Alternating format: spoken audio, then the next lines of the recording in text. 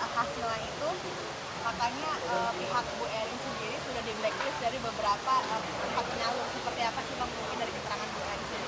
Ada cerita-cerita ke Abang Suran sebagai lawyer sendiri nggak sih?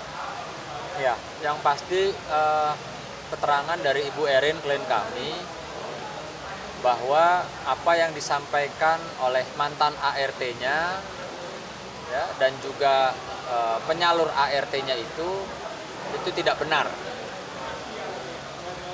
Masalah pembuktian benar atau tidak benar tentunya nanti kita akan ikuti proses hukum yang berjalan atau sedang berproses saat ini. Jadi kami juga menghimbau ya untuk pihak-pihak, tentunya saya sampaikan untuk pihak-pihak yang menyampaikan hal-hal yang tidak dapat dibuktikan nanti di kemudian hari dalam proses hukum, tentunya karena ini negara hukum pasti ada konsekuensinya. Awalnya klien kami Ibu Erin tidak ingin membuat persoalan ini lebih jauh ke proses hukum. Namun demikian dia juga akan memiliki hak yang sama di mata hukum. Karena negeri kita ini adalah negeri hukum, bukan negeri viral. Ya, viral boleh, tapi juga harus didukung dengan alat bukti. Perlu diketahui dan dicatat dan diingat sama kita semua sebagai masyarakat, negara kita negara hukum, bukan negara viral. Artinya sesuatu yang viral kalau tidak dapat dibuktikan di kemudian hari, tidak didukung dengan bukti-bukti, maka juga akan menjadi viral kembali, yaitu dengan sama juga menyebarkan berita hoaks atau satu kebohongan publik. Dalam hal ini kami tentunya selaku tim kuasa hukum juga tidak tinggal diam. Kami akan mengambil langkah hukum seperti besok pada hari Jumat tanggal 8 Mei 2026 kami dan Ibu Erin ya akan mendatangi Polres Metro Jakarta Selatan dan akan membuat laporan baru yang dimana baru kami analisa dan kami temukan alat-alat buktinya, sehingga hak-hak daripada klien kami tentunya hak hukum ya itu juga ditunaikan secara adil. Silahkan ya, orang boleh ngomong apa saja selama itu dapat dibuktikan, silahkan. Tapi kalau tidak dapat dibuktikan tentunya ada konsekuensi hukum. Upaya mediasi. Adapun besok yang akan kami laporkan terkait tentunya dengan ranah yang sangat privasi. Ranah di mana klien kami merasa sangat dirugikan. Baik itu dia pribadi, dalam hal ini klien kami Ibu Erin, dan anak-anaknya.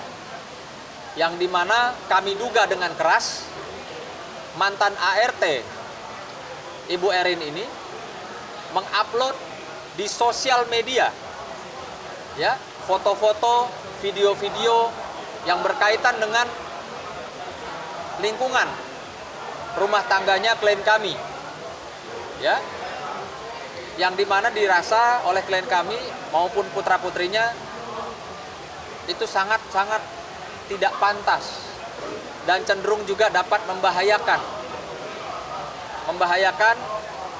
ya orang lain tuh jadi tahu rumahnya seperti apa, isinya, kamarnya di mana. Bahkan tadi saya lihat alat bukti yang dikirim sama Bu Erin klien kami, bahkan tidak hanya mobil-mobilnya saja, tapi bahkan sepatu-sepatunya Ibu Erin klien kami juga di foto, di video, di-upload. Kalau saya nggak salah tadi lihat ada alat buktinya. Gitu loh. Jadi ini sudah sangat-sangat bukan hanya mengganggu, tapi merugikan. Karena putranya pun merasa dia tidak senang dirinya difoto lalu di-upload tanpa seizin. Gitu loh. Jadi mungkin besok kami akan segera melakukan upaya hukum dengan melaporkan orang yang kami duga melakukan perbuatan tersebut. Alat buktinya apa aja Bang Sunan? Alat buktinya sudah kami lengkapi, dan alat buktinya juga ada sebuah handphone yang kami duga digunakan untuk, sekali lagi kami duga digunakan untuk mengambil video atau foto dan untuk mengupload di sosial media orang yang akan kami laporkan. Gitu.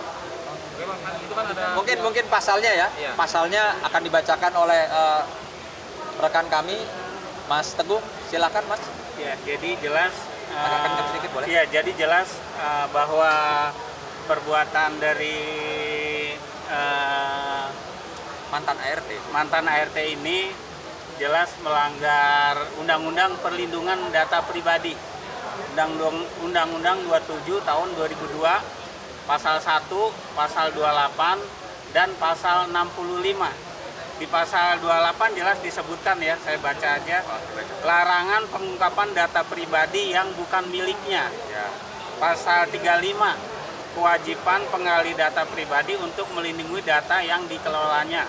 Pasal 65, larangan melawan hukum dalam memperoleh atau mengungkapkan data pribadi Milik orang lain, ya? Milik orang lain. Dalam hal ini klien kami. Iya, jelas terjadi perbuatan melawan hukum dengan mengupload data-data pribadi punya klien kami. Di samping itu melanggar juga Undang-Undang 27 ITE. Iya, setiap orang dilarang mendistribusikan sesuatu yang bukan menjadi haknya. Dan ancamannya Undang-Undang ITE adalah 6 tahun atau denda 1 miliar. Kira-kira seperti itu ya. Silakan. Ya. Tadi kan dari pihak penyalur ART katanya bayar ini udah fitnah dan ada rasa trauma untuk menyalurkan lagi ART belum bayarin lagi, itu tanggapannya seperti apa? Ya seperti saya bilang, kita sebagai warga negara, siapapun ya, siapapun tidak terkecuali, mau itu penyalur, mau itu ART, mau itu tuan rumah, punya hak yang sama di mata hukum. Sehingga ya itu silakan saja menyampaikan atau bahkan mau mengambil langkah hukum, silakan saja. Itu hak. Jadi kami juga tidak bisa bilang wah tidak boleh atau bagaimana, silakan saja. Penyalurnya katanya udah ngasih 3 ART tapi di bawah ART pengganti. Ya gini, semua kan dapat dibuktikan nanti ya, dengan mungkin ada percakapan di melalui WhatsApp gitu ya, atau mungkin juga ada pertelepon, silakan saja. Nanti kan ini sudah di ranah hukum ya, sehingga kami juga tidak mungkin membeberkan bukti-bukti apa saja yang dimiliki oleh klien kami ke publik ya sebelum masuk menjadi alat bukti resmi di pihak kepolisian pastinya. menganggap kalau Mbak Erin itu memiliki sifat yang arogan Bang. Mungkin abang sendiri kenal dirinya sudah lama dia bersama Mbak Erin. Kalau saya mungkin boleh bisa bilang no comment karena saya juga nggak tahu ya. Saya nggak tahu dari sisi mana gitu loh. Dari kacamata siapa ada pernyataan seperti itu. Maksudnya dengan adanya ini, KRS sendiri ada kerugian materi dan non materi sendiri, kayak misalkan beberapa brand atau pemutusan kerja sepihak atau seperti apa adanya pemberitaan seperti itu. Ya kalau secara logika kan udah pasti ya, udah pasti namanya orang diviralkan ya, yang dimana juga tidak atau belum tentu apa yang diviralkan dinyatakan oleh pihak ART maupun penyalurnya itu benar. Itu sudah pasti sangat merugikan. Gitu. Ada pemutusan brand atau pekerjaan sendiri. Kalau itu mungkin bisa ditanyakan langsung besok sama klien kami, karena kami belum menyentuh ke mengenai hal itu. Bukan, besok bukan ada pemanggilan, tapi kami akan melaporkan. Kami akan melaporkan dugaan itu tadi menyebarkan data pribadi ya di sosial media yang kami duga keras milik daripada mantan ART klien kami. Gitu. Penyebarnya khusus saudari H atau ada yang lain? Ya nanti kita lihat ya, nanti kita lihat. Sekarang saya cuma mau bicara begini, ya.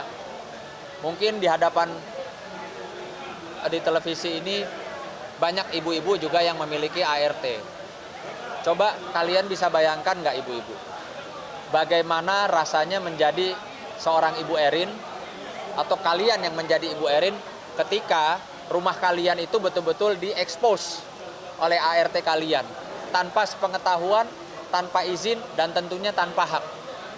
Tidak hanya rumah, ya, rumah klien kami yang diekspos ada kolam renangnya, lalu tadi ditulis enak ya, rumah seharga 30 miliar, lalu ada kamar anak-anak di situ diupload, ada garasi mobil yang terpampang, ada beberapa mobil yang plat nomornya tidak ditutup, ya, lalu ada angle tadi saya lihat di alat bukti itu ada pintu gerbang masuk. Coba kita bicara jujur, ibu-ibu, bagaimana rasanya kalau ranah privasi kalian, rumah kalian, kamar kalian, anak-anak kalian sedang apa, bagaimana diekspos, diupload di sosial media. Coba bagaimana rasanya. Nah, mungkin ini yang menyebabkan klien kami Ibu Erin meminta kepada pihak yayasan untuk mengganti ART-nya ini. Yang kami duga betul-betul merujuk dari alat bukti yang kami lihat, betul-betul mengeksploitasi kehidupan dalam ranah privasinya dari seorang klien kami.